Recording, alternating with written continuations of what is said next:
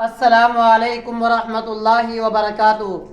Hello दोस्तों, मेरा नाम है मोहम्मद दिलशाद और आप देख रहे हैं मेरा YouTube channel D study official. आज की इस वीडियो में आप लोगों को ढाक के बारे में बताने वाला हूं कि ढाक कैसे बनता है, उसका स्ट्रक्चर कैसे होगा, उसको अगर बनाएंगे तो उसके साथ साथ कई शब्द को हम बनाना सीखेंगे आज की इसी वीडियो में। तो ज़्यादा देर ना करते हुए मौके पर और पॉइंट पर आते हैं और आपको हम समझाते हैं। तो चलिए शुरू करते हैं।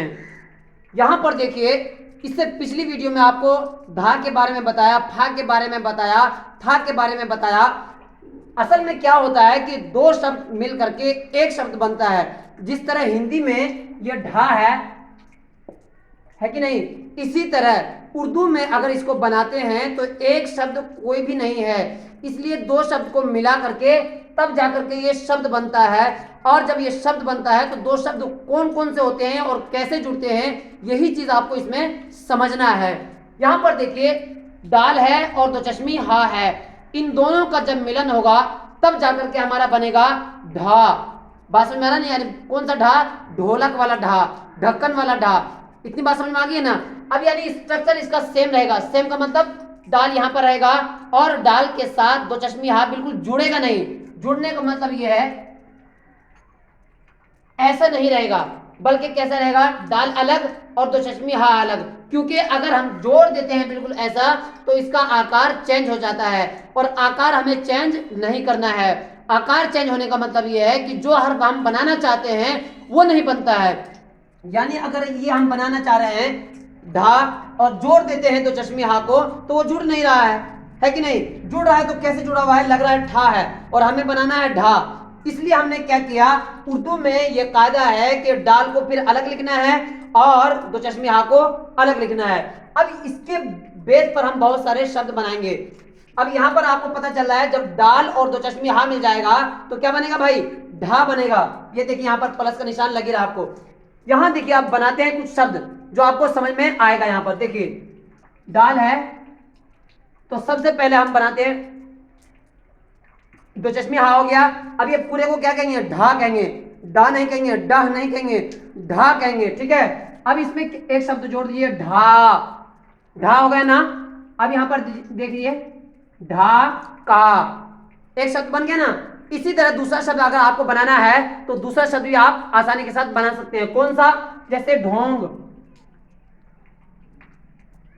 ढा है, ढालो पेश, ढो, ढो हो गया। नून गुन्ना ढोंग। अब ये नून गुना भी मैं समझाऊंगा अगली वीडियो में, लेकिन आपको यह देखिए बन रहा है कि नहीं? एक ही शब्द आपने सीखा ढा, लेकिन उसके बेस पर आपने कई शब्द बना दिया। ये ढोंग हो गया, इसी के साथ ढोंगी लिख सकते हैं आप। यहां पर ढो हो गया, यहां पर ढोंगी लिखिए ना आसानी के साथ। इसी तरह कई शब्द आपको जब एक बेस पता रहेगा, एक बेस तैयार हो जाएगा तो आप बहुत सारे शब्द अपने आप बना सकते हैं। यहां पर बना लीजिए ढोलक।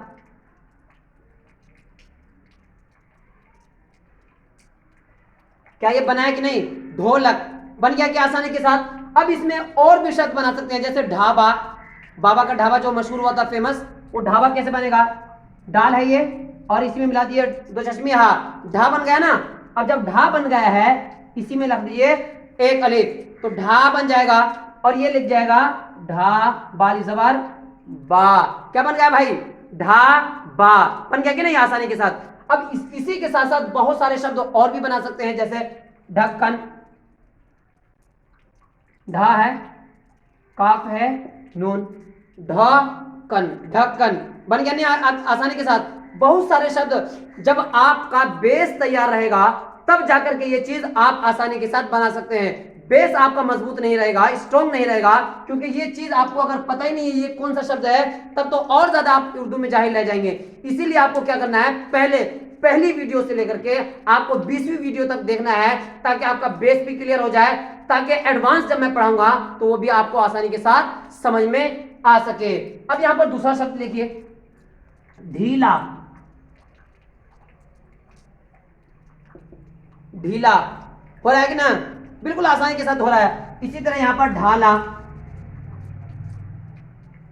ढाला कुछ भी शब्द, ये तो मैं एक एग्जाम्पल के तौर पर मैंने आपको लिख करके बताया कि आप इतने शब्द भी बना सकते हैं, इससे ज्यादा भी बना सकते हैं। ढब लिख सकते हैं, ढप लिख सकते हैं, ढग लिख सकते हैं, ढज लिख सकते हैं, ढद लिख सकते हैं, ढस लिख सकते हैं। यानी बहुत सारे शब्द ऐसे हैं जो आपको खुद बना करके आना है। जैसे आपको मैंने बना करके दिखा दिया, ढ है, सीन है, ढस बन गया, ढप बन गया, ढक बन गया। यानी आपको शब्द मिलाना है, मिला मिला करके आपको लिखना है और बहुत सारे शब्द आप बना सकते हैं। एक शब्द आपने सीखा है और एक शब्द के बेस पर आपने कितने शब्द बना लिए हैं। तो मुझे लगता है ये वीडियो आपको समझ में आई होगी, इसका स्ट्रक्चर समझ में आया होगा और इसका पूरा तरीका भी समझ में आ गया होगा, कैसे बनाते हैं इसको वो भी समझ में आया होगा।